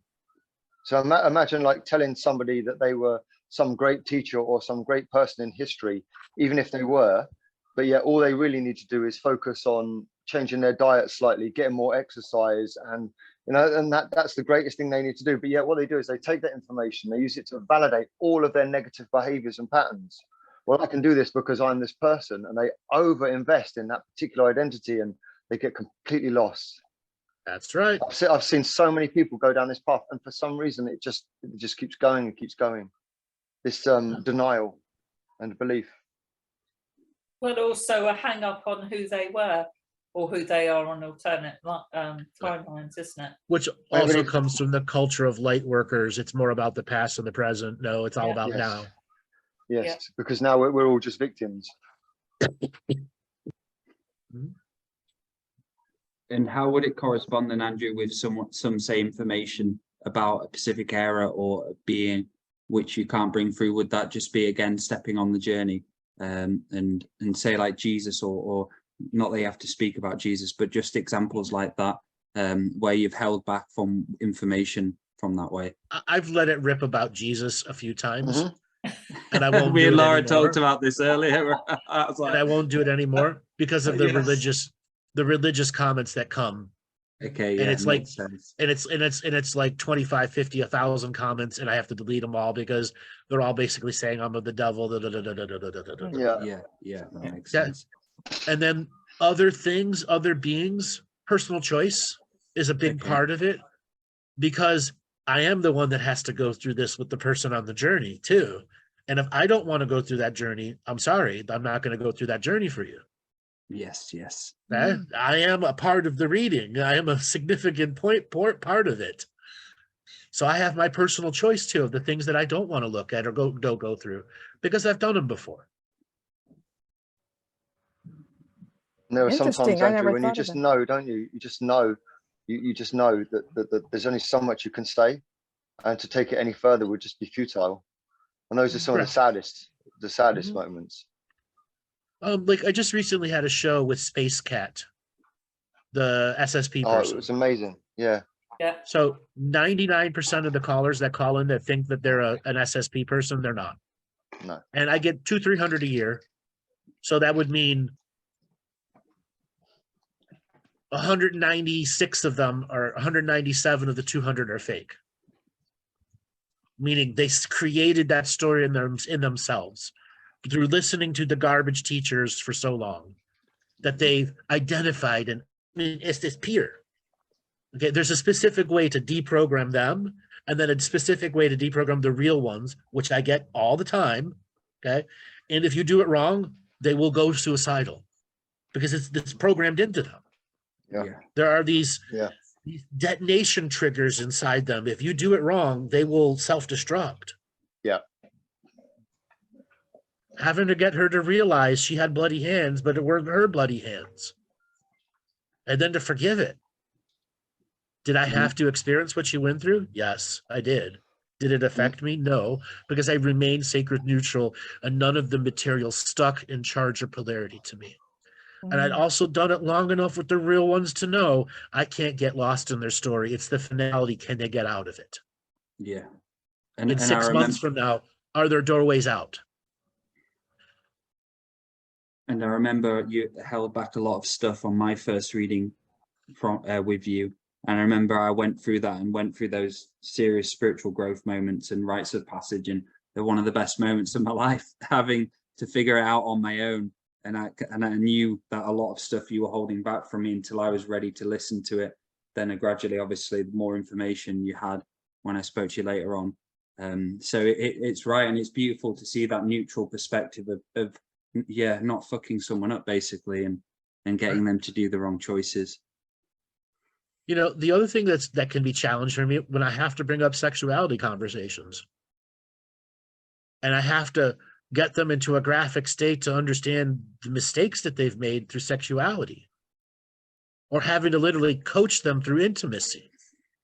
I don't like doing that, but it became absolutely necessary as a skill set because it's such a major dysfunction in people.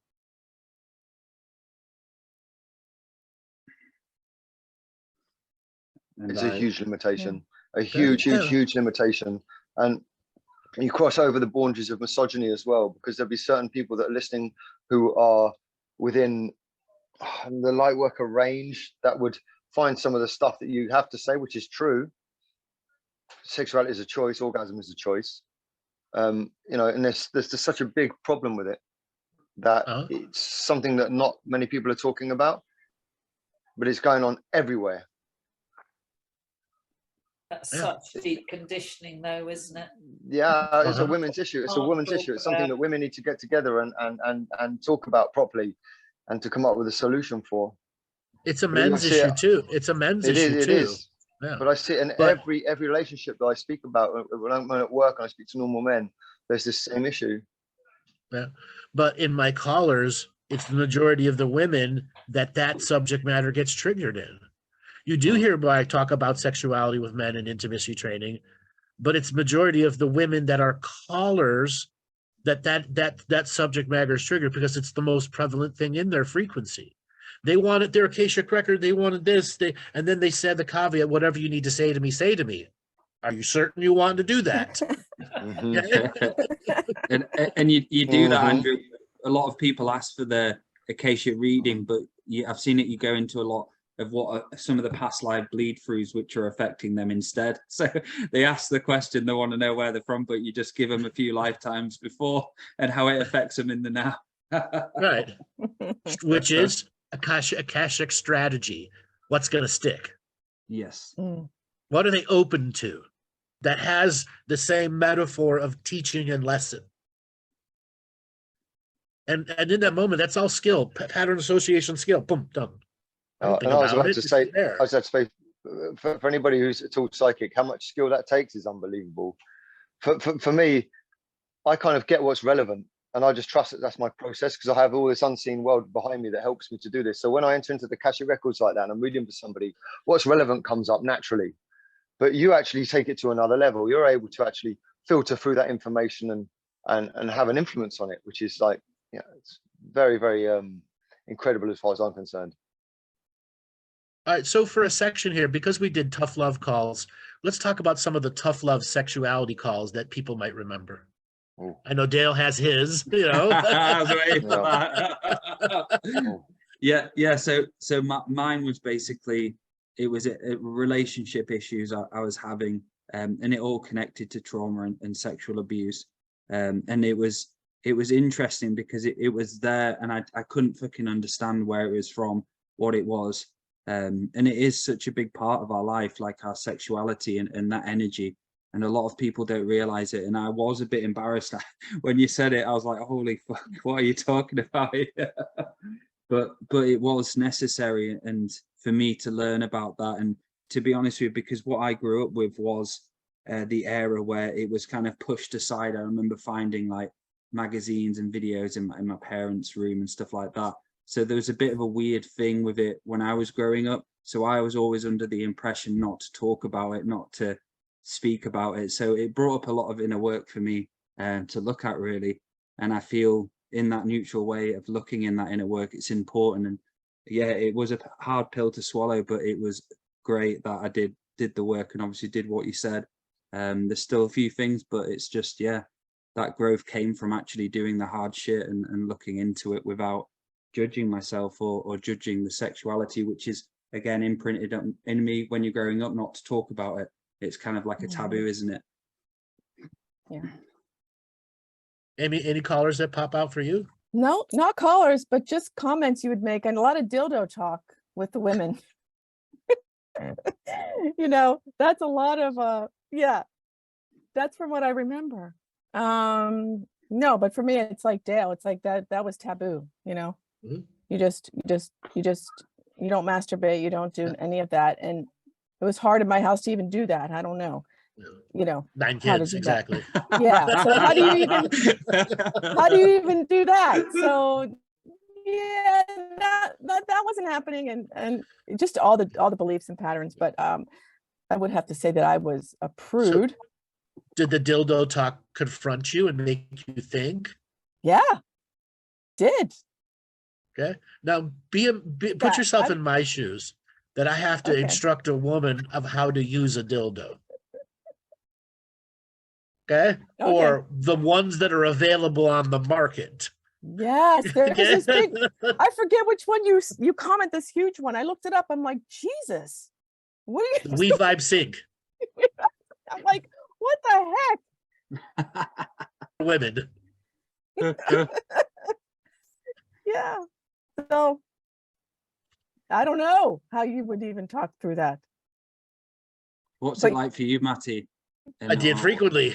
You did frequently, yeah. Yeah. And so that would be, I would say that would be an avoidance for me. And it's why it comes up.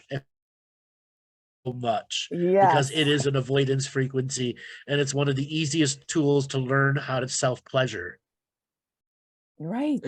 And what, talking about this, what was one of the breakthroughs which you talked about, the image and how obsessed people get with images, and to do that in a work of actually giving it to yourself in that way, and how much healing can be given to yourself through that sexual healing with yourself, and how many people in this planet can think of that or actually have been told that.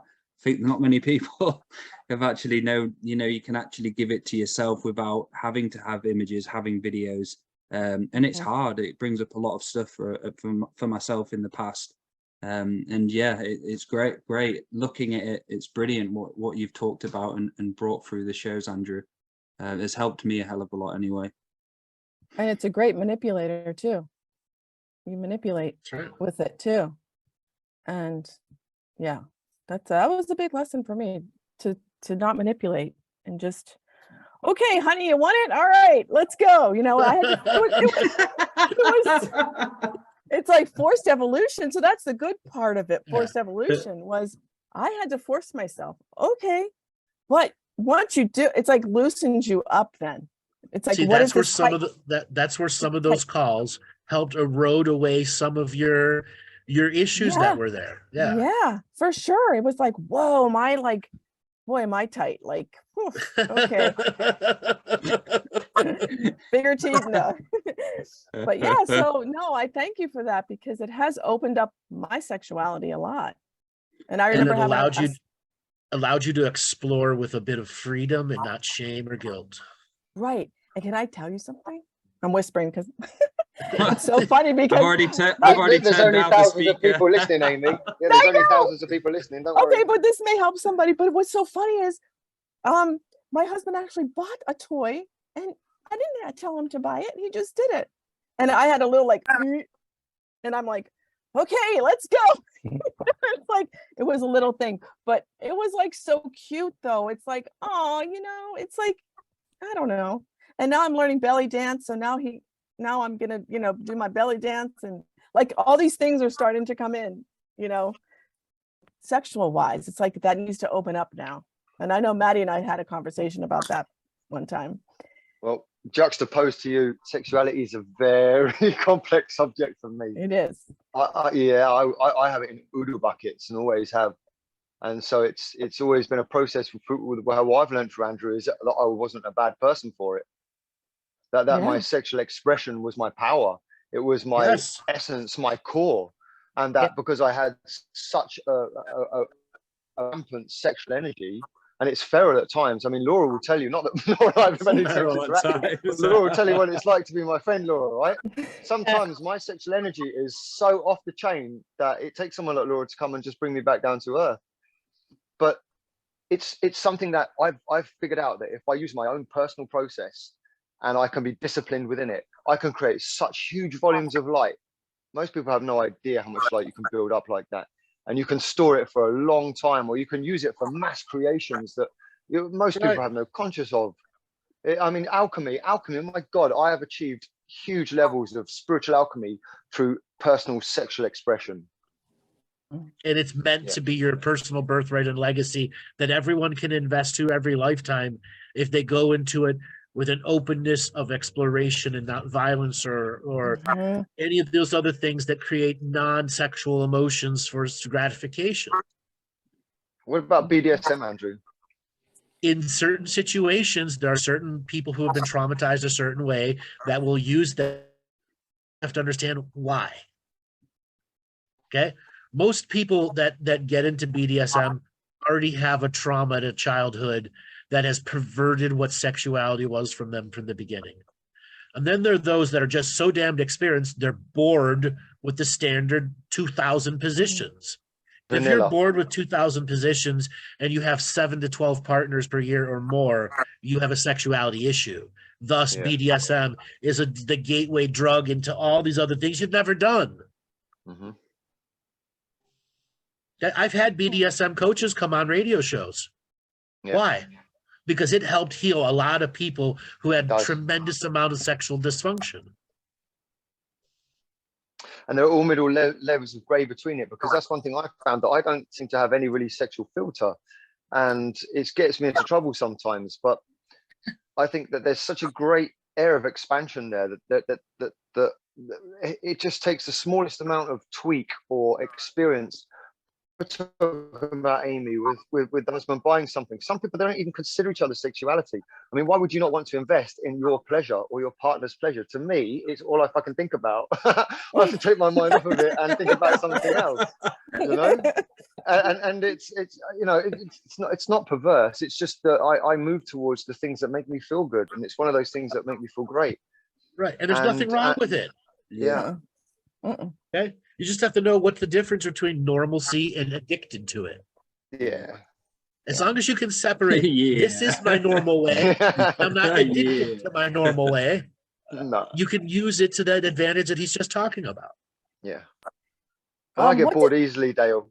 I get bored easily. So and part of the thing about being bored easily is not jumping to something or being addicted to it like that. It's the build up. And that's what some of the BDSM expression is about. It's about an actual build up towards a climax, and how long you can build up towards that climax. And that can be a personal relationship. It can be with yourself. It can be anything, but it's not about that urge, wham, bam, gratified. It's how long can you build it up for, even days. And that's mastery. That's sexual mastery. Can I ask what BDSM is? Is it BDSM? Bondage, something, sadomasochism.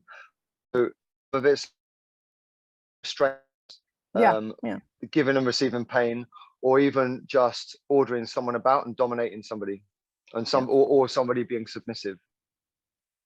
So can I ask you about the light that you store? I'm going to say store. What does it feel like? Like what, and how do you know, is there different types of light? Yes. I'll be blunt. Yeah, I'll be blunt.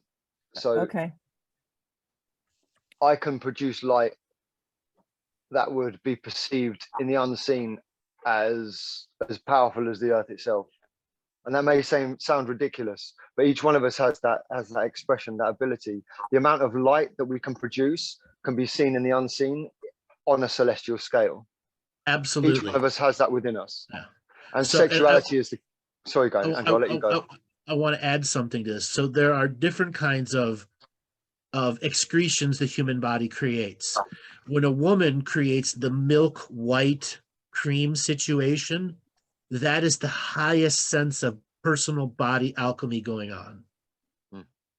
That is in the cult of Isis is considered the highest form of physical chemical alchemy, and that just the slightest drop of it can be the greatest healing energy. Wow. Okay. And did you what say is it? What is it for? That's what amazing. is it for men? I'm gonna ask a silly question. There's different forms of ejaculation. We've all seen it. Yeah. You can tell there are different forms of ejaculation that have different smells, different tastes, different colors, different qualities to them. And when you reach a point where it's at the highest, it comes out the thickest because it's being so refined before it comes out. And then the pumping, and that force has a kinetic energy that's absorbed into the sperm, which makes the sperm itself move even stronger so it can go deeper into the vagina to find the egg. It's taking kinetic force and alchemizing it into the fluid so the individual sperm itself has more strength and potency. So and then the emotion behind it between the two participants. So when you've got two people who are really into each other and they've figured out a way to pull those buttons and to just go for it, and then you get to that point where you know to reach that kind of orgasm, you may have had 3 or 4 orgasms before. And it's just that whole process behind it and what goes into it, and then that thought, and that it's just an amazing process. It really is. It's the highest magic for me. Can I ask a question out there for my menopausal women? Sure. The secretion that no longer happens? It does happen. You've turned it off. Oh, I've turned it off. Okay. Turned it off. All right. Both consciously, subconsciously, and chemically. So here's an example. Squirting. Many women have never experienced squirting. But as soon as they experience it, they squirt everywhere all the time like a fire hose. Yeah. Okay. I mean, like a fire hose. Yeah. Fire hose. If you ever to turn on a black light, you'd see it all over the walls, on the ceiling. Okay. And then like a fire hose. Once it gets turned on, because we've gone through so many subtle shutdowns mentally, emotionally, physically, and chemically, we have to go through the surrender potency of the person that can manually create it again. It's like jump starting a car. Okay. I call it tapping out. I actually have a term Yes. for it because I've experienced it so many times. I Yep, call tapping out. it tapping out. Yeah. Yep. Opening up a woman. So there's a specific manual way to use for a person to use the fingers, an extra person, not the individual, to get in there and to pump the vulva in such a way that the actual fluid sacs in the vagina fill up, and there's these thousands of little tiny holes that will suddenly flood it, and it's Yeah. none of it is urine. So many women are, it's urine. No, it's not. Yeah. I hear It's that all the not. time. Yeah. And when they're squirting like a fire hose 6, 7, 8, 9, 10 times, that is a powerful healing journey for them, because the gland that had been shut down is suddenly getting rid of all of the sexual tension that's been built up for decades. Wow. Yeah. Thank you for that tip. Okay? I could show you how to do it. There's plenty of ways to learn how to do it, but you still Yeah. have, like Maddie said, the tap out surrender moment. Yeah. You've got to have it. Yeah? And for the pre like ejaculation, for those obviously who've done drugs in the past, let's talk about that a little bit, because I've actually experienced that before, not anymore, but you know, the pre ejaculation for men. Can you talk a little bit about that, Andrew? So usually most pre-ejaculating situations come from men who have masturbated incorrectly when they were young and created a null energy or a actual callus on their penis. And there's a point where the callus builds up so much that the pre-ejaculation is coming out because they're not feeling anything and they're not actually going through a buildup. And the way the nut sac and the valves work, they're all open the entire time. Instead of them being closed and the balls go through a swelling and then it builds up and then each doorway opens up as a like a canal set of gateways, and there's that last gateway that always remains open. Therefore, it's just squirting out and squirting out and squirting out. Okay. It's like someone who does drugs heavily. Yes, or alcohol. Yeah. Whiskey dick. Yeah. Scottish. Yeah. Awful. It's awful. Yeah. It's a complete ruin of the process. Right.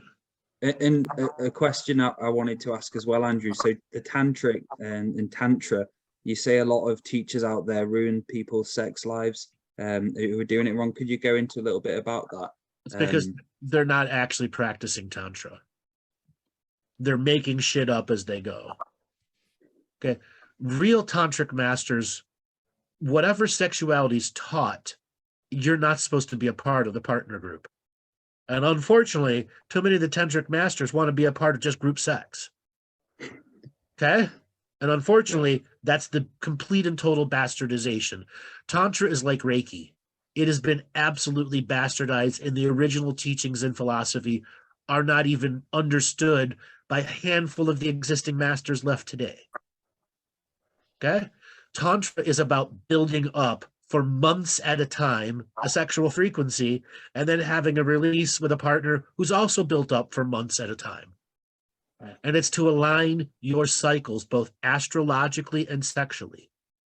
And there is ritual and ceremony that has journeys in them before the actual penetration journey, which is pure intimacy, touching without penetration as a strategy at all.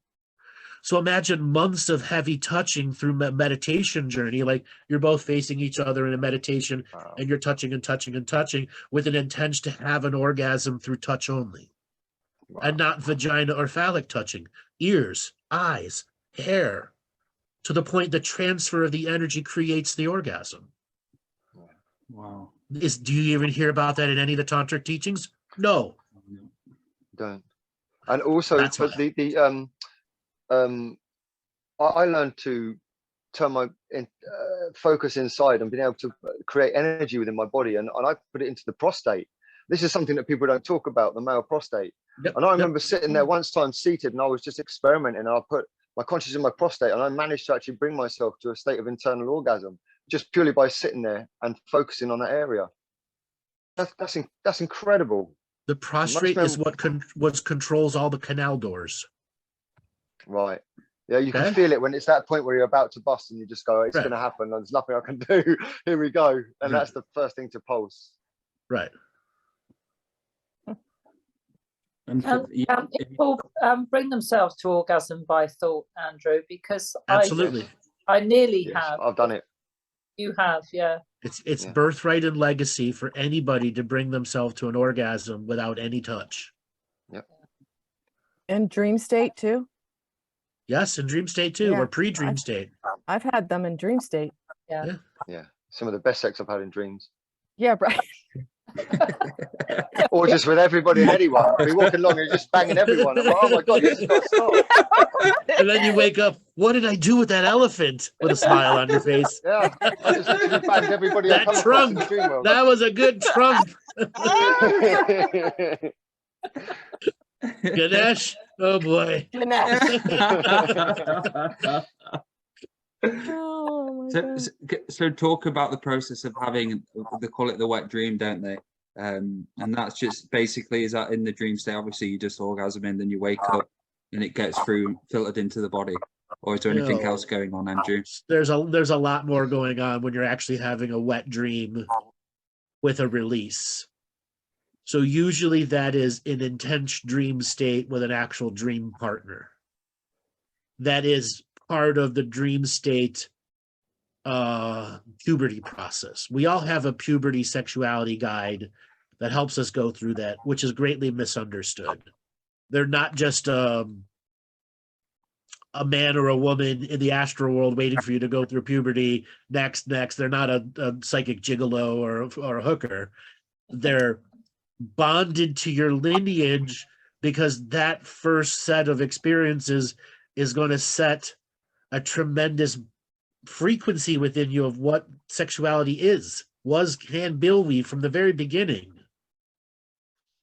which is obviously related to life-based traumas, which are going to so much cascade effect into the rest of your life. See, mine never did come to fruition, but many of mine, even to this day, they'll be there. And when I wake up and I've remembered them, they were lucid, they were color, and I remember them, they affect me for 2 or 3 days afterwards. And whatever healing that being was giving me in the dream world sits with me and stays with me. And it seems to be a real way for beings to exchange energy in the dream world, positive, negative, and all in between. Yeah, because that's what was required for your healing at that particular state of the dream. Yeah. So what's the role of the third eye in the end of the penis that you've spoken about before? Well, that's divine sexuality, where the third eye goes down the body into the tip of the penis, and for the women, it goes down the body and into the clitoris. Oh, okay. So vision on vision. So if there's a penis inside you with a third eye broadcasting light inside you, and then the clitoris is also there perceiving the light from the pubic side of the men, because it's an omnidirectional sight. It's not single direction. You are blending and bonding the light there, so that if there's ever going to be an inception moment or a child's going to be born, the 2 third eyes are coming together to create a bubble of light to allow the child to come down both through the crown chakra and of both people, and then go into the double third eye and create the egg meeting the sperm moment. Beautiful. Which allows the consciousness of the child to come in. Wow, that's beautiful. And that spark of unique light. Wow, I see that in my visions. A book, a children's book for teenagers. Just do your own meditations, Amy. This is what I do. These are the moments I put on meditation, and I go back into those moments and I see them, and it's so incredibly self-empowering. Yeah, but I'm even thinking the disservice I did to my kids. I didn't do that with my kids. We didn't talk about that the way you just did. Like, that's so beautiful. How many people know that? No. It's just Andrew. They do now. Yeah. And this connection, this is connecting to it. So say like a lineage like the Bruce Lee and that dragon lineage, what would be the process then of them having sexual intercourse to then bring another dragon spirit in? Would that be using those mechanics which you talked about at all, or is that totally different? Same mechanics, but can the dragon fit into the body like stretchy pants and not stretch the stretchy pants till they break? And then there are times that the dragon's got to come in waves. 1 to 2 years old, 5 to 7, puberty, teenager, and then, you know, finally when you're an adult, the rest of the dragon comes in, and it's a matter, are you going to split the genes or not? Yeah, if you can do the self-mastery, if you can actually do the self-mastery and host the soul. What about other times where it's born in 1 or 2 beings? Yeah. It's gone quiet. And then, Yes, everybody's processing. I I see all these wheels turning. Dragon energy is very difficult to understand until you experience it, and then you realize the expansion of what you're dealing with. It's something very different to what we think it's going to be. yes, That's right. And people ask me, is there more to teach about dragons? Yeah. But most people aren't ready for it. Like the other day I was talking to Dale and he's like, is there more dragon stuff? I'm like, sure, we could do a Dragon Tuesday show, but why? And then Dale reminded me of a situation where he asked this dragon a stupid question and he gave him an answer that made him feel dumb. Okay. Yeah. You know? I was trying to blend Roman numeral time to the synchronicity of the universe, and it was just like, no. They look at you like, no pet, no pet. Yeah, exactly. And that Tuesdays would be like, because so many people don't have a practice, don't have a journey, and don't have a solidity into their practice or journey to be able to communicate with dragons at their level. And they don't want to work with you if you don't have that journey. And if you start asking dumbass questions, it's really going to not be a good thing. Oh yeah, It's then just, the little you know, tricks, then the little tricksters in them come out. Yeah. Okay. Are they negative tricksters? No, they're trying to make you grow up trickster energy. And it can be some harsh lessons that come out of them. Yeah, that's tough love. Yeah. No, a trick. It's an intentional trick, a universal trick. Yeah. Yeah. It's not tough love. It's literally a trick, quote, to get your placebo to see it a different way and trigger placebo to go. Okay. They learn how to abuse placebo in a good way and a bad way too. More silence. Everyone's like, wheels turn. I'm just thinking about. I was thinking about my conversations with the dragon. I was like, going into it like, I'm gonna have to set up a fire ceremony soon again. Yeah. One of the reasons I have regular conversations with them is I challenge them to think differently. Okay, and then we get these debate offs. You know, like on South Park, the dance offs. They come in. Here's this philosophy, motherfucker. Oh, okay, here's this one, bitch. And it's and when we're done, damn, that was good. Okay, challenge each other for philosophy. Is it like the 1 degree of separation, Andrew, to a lot of collectives? Yeah. Yeah, or challenging the dragon to think in 900 degrees of separation. Oh yeah. That's why I put that into a handful of things, is because I stumped the motherfucking dragons with 9. Think of how this affects 900 degrees of separation. And they're like, that's why we like you. Here's your club badge. You're a part of the club now. So how do dragons then have sexual intercourse? Is it just, do they manifest a skin suit, or is it kind of like, again, just energetic sexuality process? There's lots of wings and claws and rolling around and moaning and fire. Volcanic eruptions. Yeah. Which look like Armageddon from one point of view, yet pure bliss from another. Yeah, the real question is, what does dragon BDSM look like?